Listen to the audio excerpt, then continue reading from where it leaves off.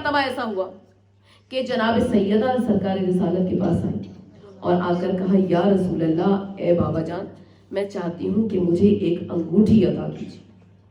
دیکھیے عجیب بات ہے، کچھ واقعات ایسے لگتے ہیں کہ کیونکہ ہمارے گمان اور ہمارے تصورات اور ہیں، لیکن کچھ چیزیں ہمیں صرف سمجھانے اور بتانے کے لیے اور معجزات دکھانے کے لیے۔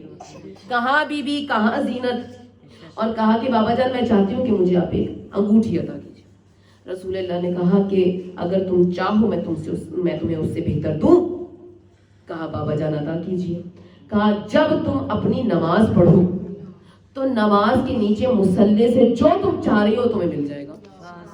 بی بی کہتی ہیں میں اپنے حجرے میں آئی اور حجرے میں مصلے پر کھڑی ہوئی، جب میں نے مصلے کو اٹھایا تو اس کے نیچے سے ایک انگوٹھی برآمد ہوئی اور وہ حسین انگوٹھی میں نے پہن لی۔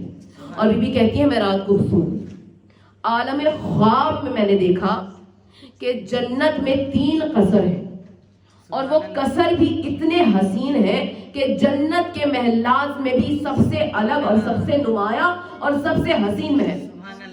میں نے پوچھا یہ کس کے محل ہے؟ کہا یہ شہزادی کونین کے محل۔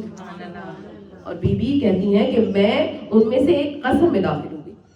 اب جو میں قصر میں داخل ہوئی تو میں نے دیکھا کہ ایک تخت ہے جس کے 3 پائے ہیں، چوتھا پایا نہیں۔ تو میں نے کہا کہ یہ کیسا تخت ہے جس کے 3 پائے ہیں اور چوتھا نہیں؟ کیونکہ اس لیے کہ وہ 3 ہونے کی وجہ سے ٹیڑھا ہو گیا ہے، ناقص ہو گیا۔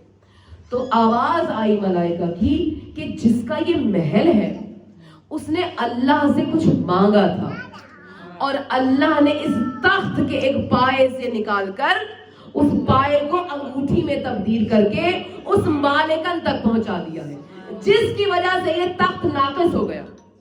بی بی کہتی ہیں کہ میں بیدار ہوئی اور میں نے بیدار ہو کر جس وقت رسول کا اپنا ہی خواب سنایا تو کہا کہ اے میری لختے جگر، ہم دنیا کے لیے نہیں ہیں اور تم نے دنیا میں اسی تخت کی بنی ہوئی انگوٹھی تو پہن لی ہے مگر وہاں پر وہ تخت ناقص ہو گیا۔